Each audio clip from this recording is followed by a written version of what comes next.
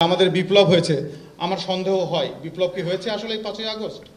আমি তো সচিবালয়ে কোনো জায়গায় দেখতে পাই না যে অফিসারদের মধ্যে কোনো মানসিক পরিবর্তন হয়েছে। সরি টু সে, আমার মন্ত্রণালয়ের কথা বলি, আমি মন্ত্রণালয়ে যোগদান করার পরে প্রথম যে সভাটি হয়েছিল সেখানে আমি বলেছিলাম 10 কোটি টাকা রাখা আছে এই মন্ত্রণালয়ের বাজেটে, যেটা ছাত্রীদের কল্যাণের জন্য দেওয়া হয়। আমি বলেছিলাম যে এই বছরে এই 10 কোটি টাকাই আমাদের এই আহত ছাত্রছাত্রীদের জন্য দেওয়া হোক, কিন্তু আমি এখনো পর্যন্ত পারিনি, কারণ অনেক বাধা। এটা একটা কেস স্টাডি, আপনারা পরীক্ষা করে দেখতে পারেন। আমি চেষ্টা করে যাচ্ছি যে এই সব ছাত্রছাত্রী তো আমার মন্ত্রণালয়, শিক্ষা মন্ত্রণালয়, যে এই মন্ত্রণালয়েরই তারা সার্ভিস হোল্ডার, সেবা গ্রহীতা, তাদেরকে কেন আমরা এই 10 কোটি টাকা স্পেশালি আমরা তাকে দিতে পারবো না? কিন্তু আমি পারি নাই এখনো, আমি চেষ্টা করে যাচ্ছি, আশা করি পারবো, ফাইট করে যাচ্ছি।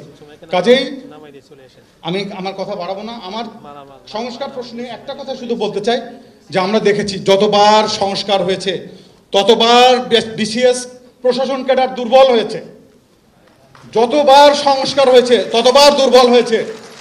আমি শুধু স্যারদের কাছে রিকোয়েস্ট করতে চাই, এবার যে সংস্কার হবে আপনি প্রশাসন ক্যাডারকে দুর্বল যাতে না হয় সেই ব্যবস্থা স্যার আপনারা রাখেন। শাহরুখ খানের সেই ডায়লগটা মনে পড়ছে, জিন্দা হয়। হ্যাঁ, আমি এখনো জিন্দা আছি, আমরা এখনো জিন্দা আছি। সম্মানিত সভাপতি এবং আমার সিনিয়র স্যারেরা, আজকে যে সংস্কারের আয়োজন করা হয়েছে, আমি ব্যক্তিগতভাবে মনে করি যে শুধু এই ধরনের একটা সেশন দিয়ে আমি সংস্কার করতে পারবো না। কর্মশালা তৈরি করেন, অফিসারদেরকে প্রস্তুতি নিয়ে আসতে বলেন। বিরাট হল ঘর আছে বিয়ামে, অফিসার্স ক্লাবে, ওখানে কাগজ কলম দিয়ে আমাদেরকে বসিয়ে দেন। দিবসব্যাপী কর্মশালা করেন। একদিনের 1 ঘন্টা 1.5 ঘন্টার প্রোগ্রাম দিয়ে আমি সংস্কার করতে পারবো না। তার কারণ হলো আমাদের অনেক ধরনের সমস্যা আছে। আমরা অনেক বিষয়কে ভিন্ন নামে ডাকি, সে নাম চেঞ্জ করতে হবে, পদ্ধতি চেঞ্জ করতে হবে। এগুলো আমি 2 মিনিটের ভিতরে কেমন করে বলবো? যেমন একটা ছোট্ট এক্সাম্পল দিই, সবগুলোর ভিতর থেকে টেনে নিয়ে এসে বলা হয় যে বার্ষিক গোপনীয় অনুবেদন। হোয়াই ইট উড বি বার্ষিক গোপনীয় অনুবেদন?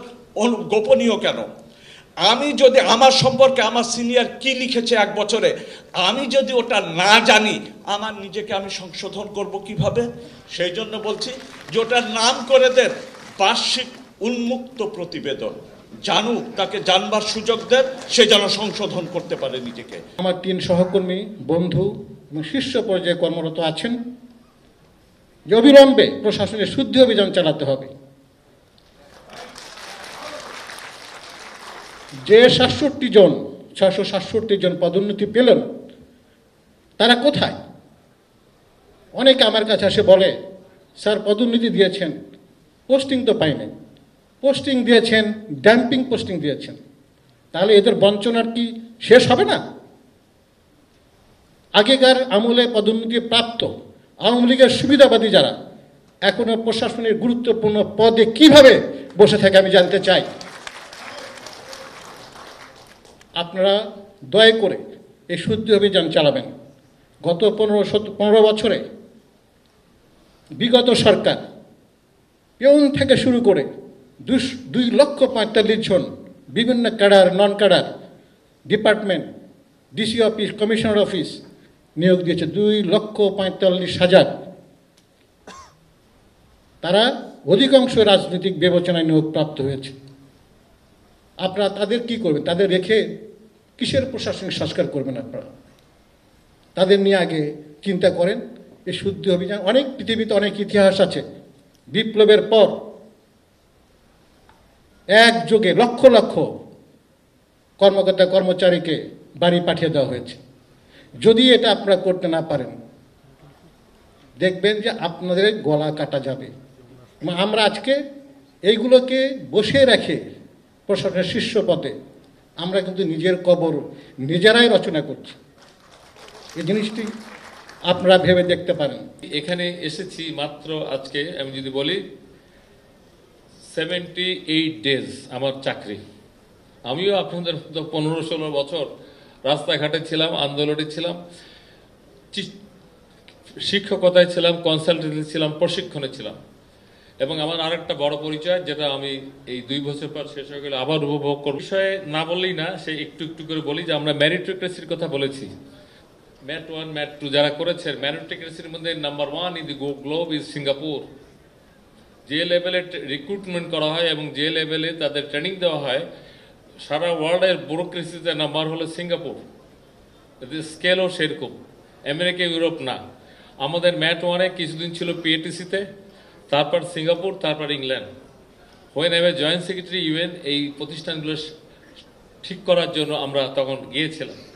তো সেই চাকরিতে জয়েন করার পরে যে যেখানে যেতে চাই না কেন, তার মূল যে বিষয়টা দরকার সেটা হলো ট্রেনিং। এই জন্য বলা হয়, we born in training, we live in training, we die in training. ট্রেনিংয়ের কোনো বিকল্প নেই। সেটা বিভিন্ন মেথড হইতে পারে, বিভিন্নভাবে হইতে পারে। তো এটা আমাদের চলছে এবং দিন দিন আমাদের ট্রেনিং ইনস্টিটিউটগুলো আসলেই বলতে হয়, এই যে আজকে যে একাডেমিতে আমরা এখানে কথা বলছি, আমি তখন সার্ভিসে প্রথম যেদিন এটা ভিত্তি স্থাপন হয়, তখন মাননীয় বেগম খালেদা জিয়া সরকার প্রধান ছিলেন। এখানে ভিত্তিপ্রস্তর যেদিন রাস্তাঘাট ছিল না, কাদা মাটি, এর মধ্যে এসে আমি সেই অনুষ্ঠানে ছিলাম। তা আমরা যাদের কারণে এখানে এসেছি তাদের কথাটা আমাদের মনে রাখতে হবে এবং মনে রাখি। এই জন্য এই কাজগুলো আমরা শুরু করেছি। আপনারা আমরা হয়তো 2 বছরের জন্য এসেছি, আজকে আমার 2 মাস পার হয়ে গেছে, 2.5 মাস চলে। একসময় আমরা চলে যাব, আমাদের কাছে যেটা প্রত্যাশা করেছেন সেই জায়গাটায় আমরা কতটুকু করতে পারলাম, লিমিটেশন ছিল, আছে, থাকবে। এর মধ্যে কাজ ততটুকুই করা যাবে। অফিসারদের মধ্যে যেটা সবচেয়ে সমস্যা নাই, ইনক্লুডিং মি, সাহসী অফিসার খুবই কম। আপনারা জানেন, একবার জনতার মঞ্চ হয়েছিল, একজন আমাদের সিনিয়র কলিগ, পরে যিনি 2টা ব্যাংক খেয়ে এখন আমেরিকায় আছেন, উনি তো একাই একটা সরকার ফেলে দিয়েছিল।